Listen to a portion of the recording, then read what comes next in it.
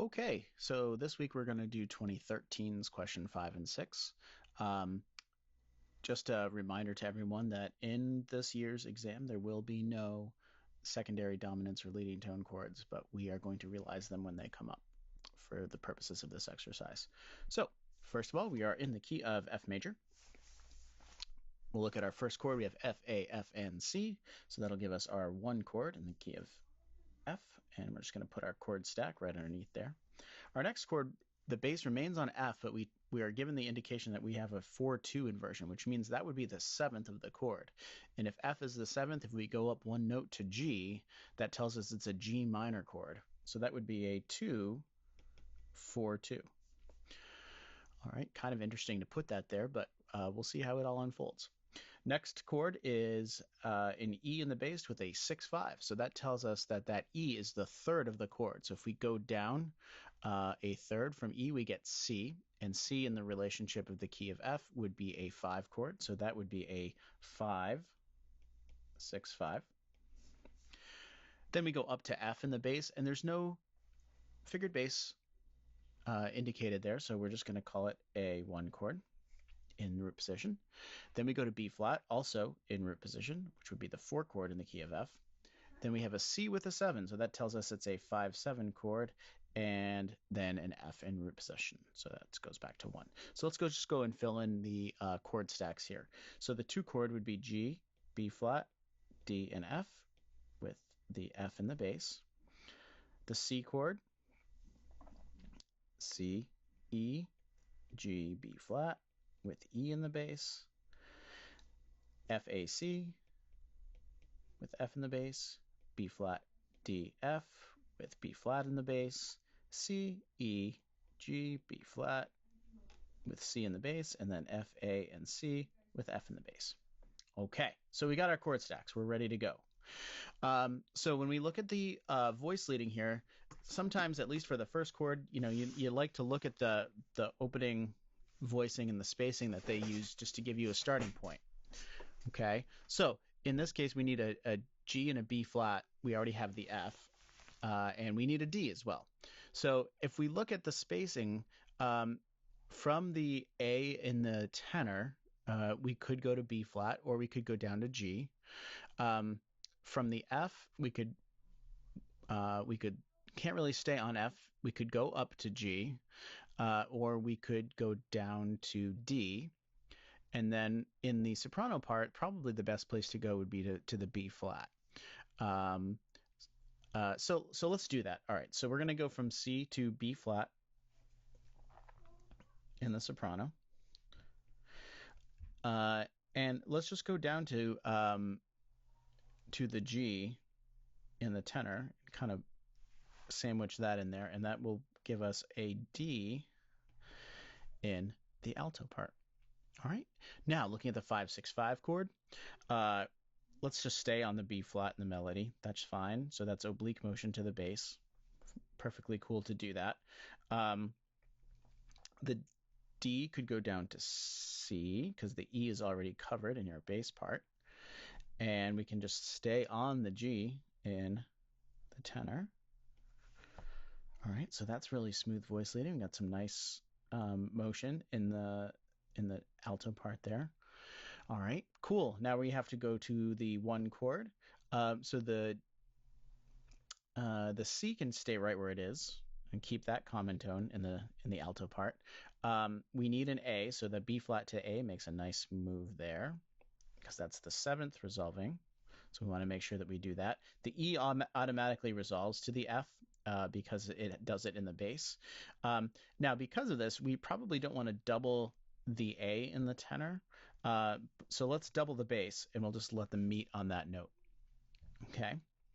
Now we're going to the 4 chord. We need a D and an F. So it seems to me if we make the C go up to D, and we keep the F in the tenor, and then maybe double the root in the soprano, that makes for some nice voice leading as well. All right, now for the 5-7 chord, and again, just think about what needs to resolve here into the last chord. We have the B flat to the A and the E to F. We've got to make sure that we do that. So we'll get there in a second. From here, we need an E, a G, and a B flat. The B flat could stay over in the soprano and then resolve down to the A, but that might not be the best ending if we want an authentic cadence, a perfect authentic cadence.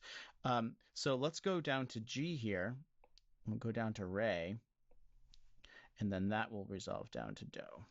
Kind of doing two chords at once there. I cheated a little bit. Sorry about that. So in here, let's put the leading tone in the alto. And because the leading tone is in the alto and it's going to resolve up in the soprano part, we can cheat and put the fifth in there, which we normally would not be able to do. All right, and that leaves the B flat in the tenor, and that's again going to resolve to the third of the A. All right, so if you look through, I think we covered all the chords, and we didn't make any parallelisms or other spacing errors, so I think that's a pretty good solution. All right, I'm going to go down to question 6 now, and this is the part writing from the Roman numerals. As we look at it here, all right, we are in the key of E minor. So one thing that I would do right off the bat here is write what my 5 chord would be. So if we think we're in the key of E, if we think of the fifth of the key of E, that would be B, D sharp, F sharp, and A. And this note is the leading tone to the E minor tonic, okay? So that's our 5-7 chord. We want to kind of keep that in mind, okay? All right, so let's write our chord stacks. We have E, G, and B for our 1 chord with E in the bass. All right, here we have a secondary dominant chord. So let's just kind of think about what it's tonicizing first. So if we go from E, F sharp, G, A would be the 4 chord. So A, C, E with C in the bass because of that inversion symbol. Okay, and now we need to think, what's the 5 chord of A? That'd be an E7 chord, right? So we have E, G sharp, B, and then D. And it's a 4-3 inversion. That means the B is in the bass. All right. So when you think about what needs to resolve here, the D is going to want to resolve to the C. The G sharp is going to be wanted to resolve to the A. Okay. Cool. Then we have a 2 half diminished 6-5. Remember, half diminished means there's a minor 7 from the root to the 7th, not a diminished 7th. Okay, so it's not fully diminished. All right, so if we think of the 2 chord, if we go from E up to F sharp, that's our starting point. F sharp, A, minor third above F sharp would be A, C, and then E natural. And it's a 6-5, so A would be in the bass. Now it looks like we have a 1-6-4-5 here, and then it's deceptively resolving to the 6. Okay, so we'll keep that in mind as we go through here. All right, so 1-6-4, going back to E, E, G, B with B in the bass. 5 chord is also going to have B in the bass. This is our D sharp. We got to make sure that we carry that over. And our F sharp.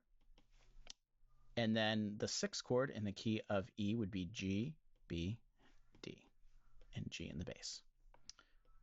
Okay, so now we have our bass line. Let's go ahead and put that in. We've got B natural. We've got C. We've got A. We've got B. We've got B. And then we have that deceptive resolution to C.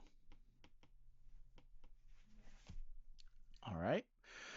Let's go back and fill in our other voices. So let's look at our starting voices. We have the root in the bass, the 5th in the tenor, double the root in the alto, and then the 3rd in the soprano part. Okay, so one thing that I like to do is if I have an accidental, like a secondary dominant, secondary leading tone chord, sometimes it's good to get that one out of the way. And it probably makes most sense to put it in the soprano because we're starting from that G anyway. So let's put the G going to the G sharp in the soprano part. Okay.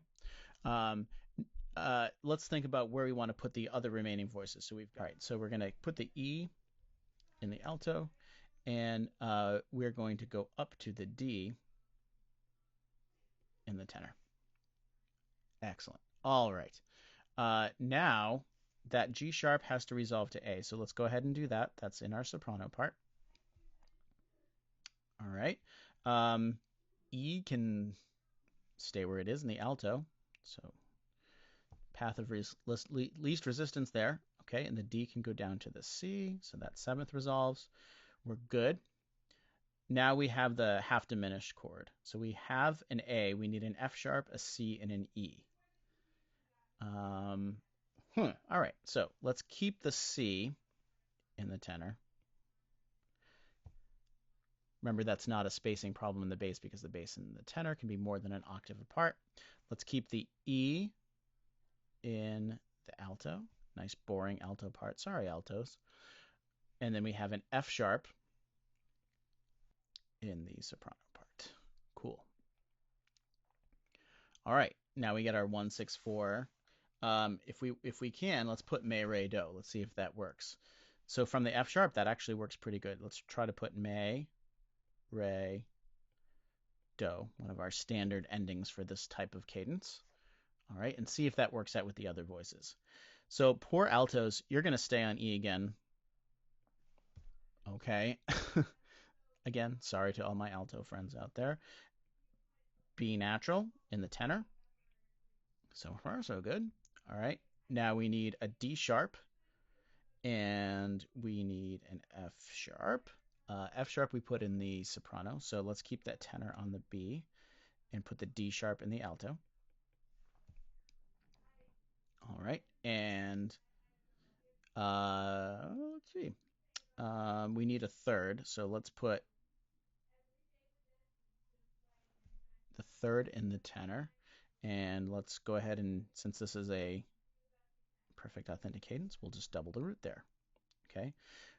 Technically, you could probably go down to the B, but what the heck, we'll just leave it there for now. Okay. All right. So that's this week's examples, 2013, question 5 and 6. Thanks, everybody.